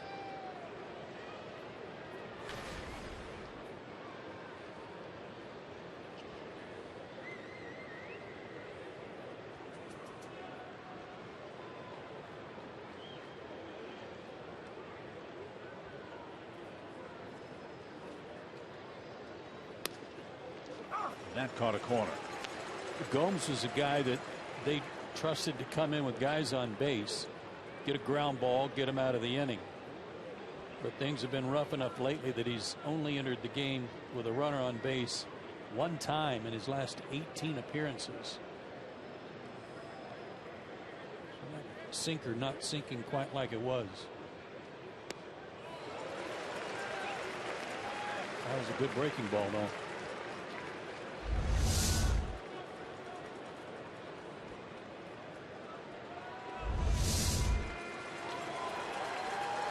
Gomes was originally a San Diego Padre. Was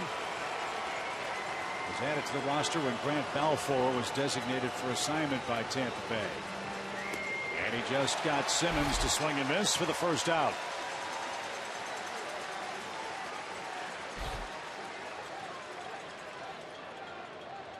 First batter faced, a big stat for a relief pitcher. And Gomes took care of Simmons. Here's Yuri Perez. He's 0 for 2. One of those outcomes, a controversial one. He was called out for running out of the baseline in the 5th inning. Gomes has an odd way of starting his delivery.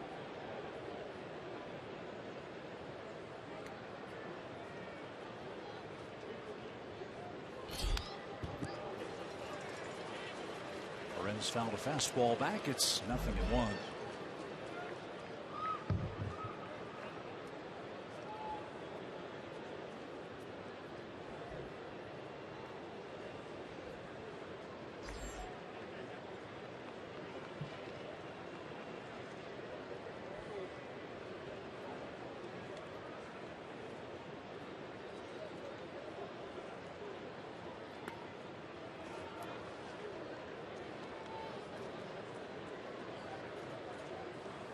Good take there by Yuri, because that was the same pitch basically that Anderson chased.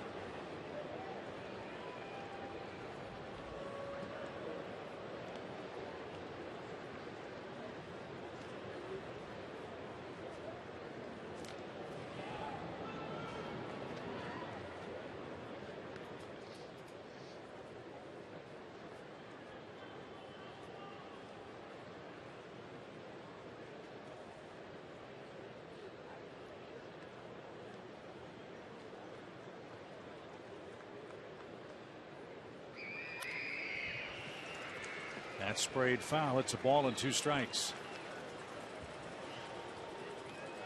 That is a big sweeping breaking ball.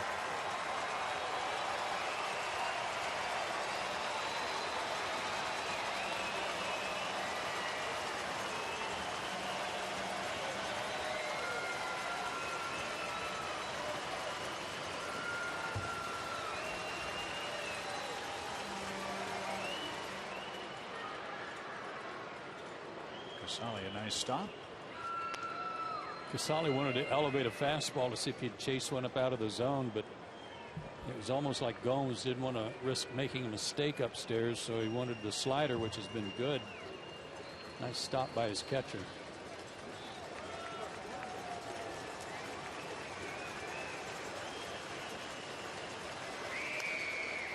That's up and out of play. It's still 2-2.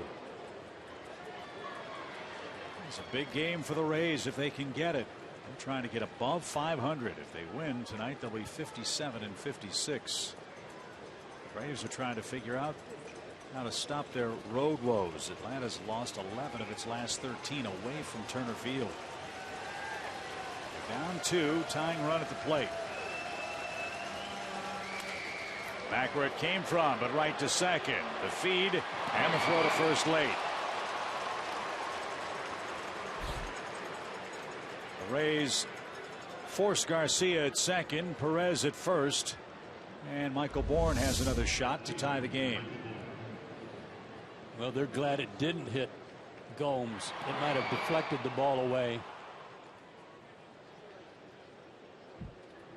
Tell you what, they turned that about as fast as they could, and they still couldn't get Perez.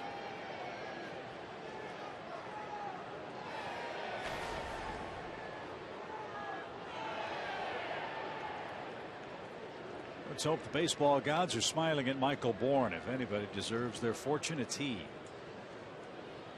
Robbed twice tonight. He did strike out in the opening inning.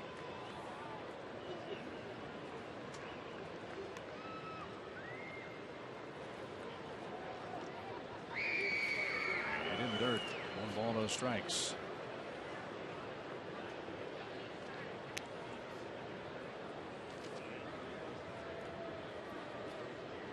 Casali had to sit out a couple of days. He got hit with the backswing of a bat that waylaid him. Had to come out of the game.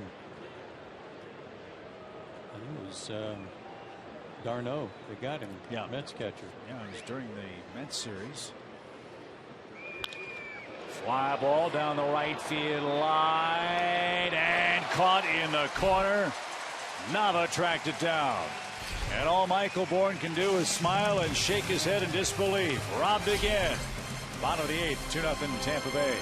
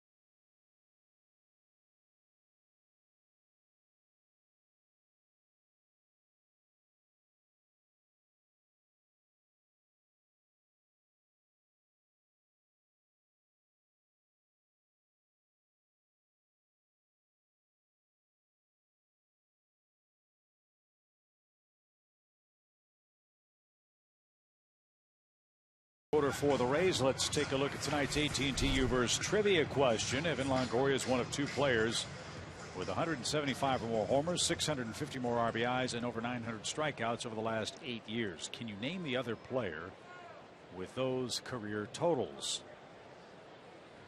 We'll give you at home about 10 minutes to think about the answer, because that's about how much time we have to get you the AT&T Uverse answer.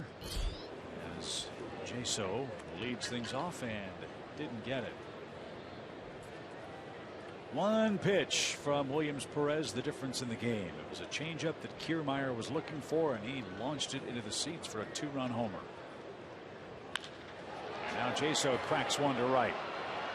And a leaping grab by Perez on the warning track. Nice play, nice recovery. And there's the first out. Outfielders have been busy tonight, haven't they, for both sides?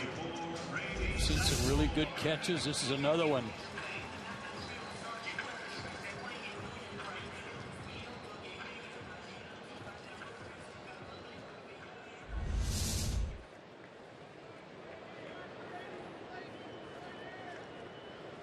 Grady Sizemore's 0 for 2 with a walk.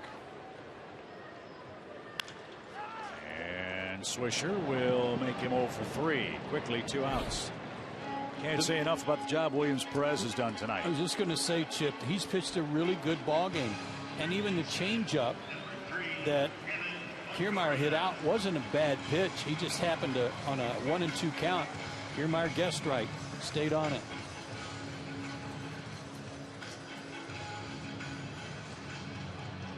So here is Longoria, 0 for 3. His hitting streak on the line in this 8th inning at bat, perhaps.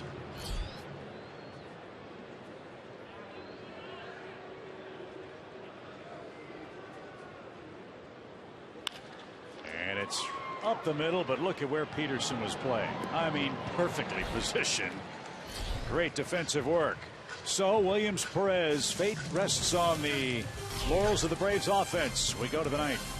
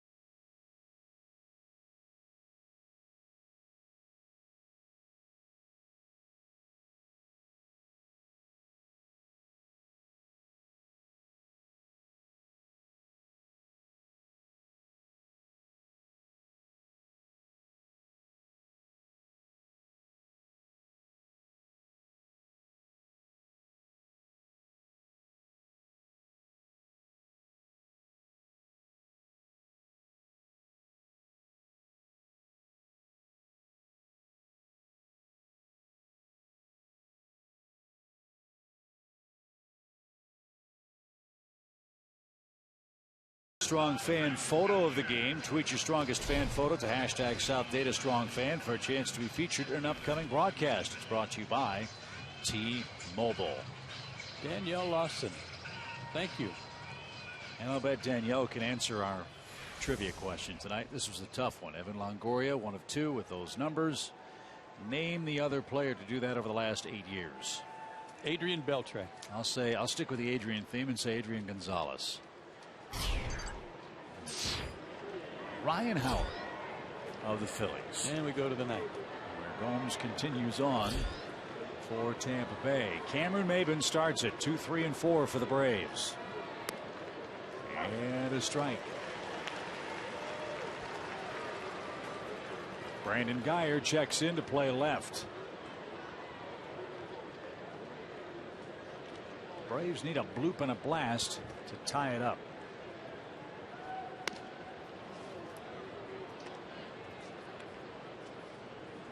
Brad Boxberger is the Rays closer. But he's not in a 2-0 game yet. Maybin pops it up. Loney behind first. Forsythe joins him. And he's got it for out number 1. Fans watch every out-of-market game live or on demand in true HD on over 400 mobile and connected devices with MLB.TV Premium. Real-time highlights, live look-ins, pitch tracking widgets, and more every night on every device. Blackout and other restrictions apply. Visit MLB.TV for details. So that's the end of the line for Gomes. He was impressive. An inning and a third of spotless relief. 2-0. Tampa Bay leads it.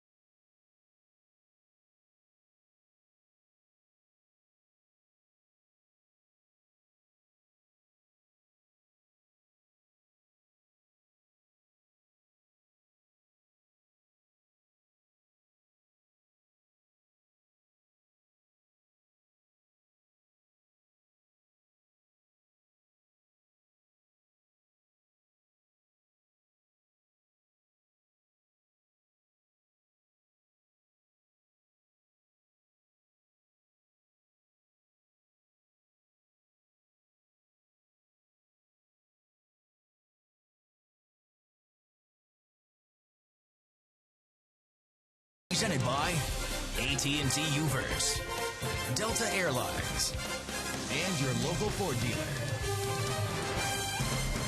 Bases empty, 1 out, top of the 9th inning. Couple of left-handed batters due for the Braves here in the 9th inning. That's why Xavier Cedeno is in for the 46th time for the Rays. Good numbers for him. 2.08 ERA, a lot of strikeouts, 1 per inning. That's why the fact that Gomes has been struggling, he's been a real good setup guy for them, or a guy to get them out of a jam in middle innings, or in the inning, I should have said. So it looks like maybe he's back on track tonight, too. So Nick Markakis with 1 out takes a strike call.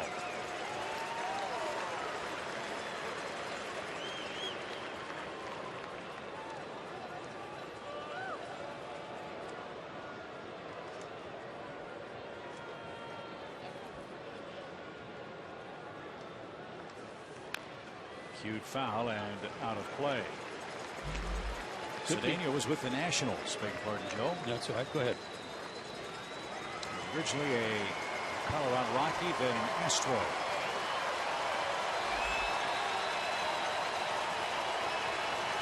No kid, he's 28 years old. And Markakis, a base hit the other way. That'll bring the tying run to the plate again. Another multi-hit game for Nick Markakis. A first inning double, a ninth inning single, and A.J. Pierzynski is coming up. I'm beginning to wonder if Boxberger's available tonight. Good piece of hitting on a breaking ball from Nick again, going the other way with it. But he's still not up. I think that's Colomé that's loosening up in their pen and ready to go. Well, if he's not, it makes you wonder. They were off yesterday, too. Yeah. So lefty for Pierzynski. And he takes upstairs. Ball one.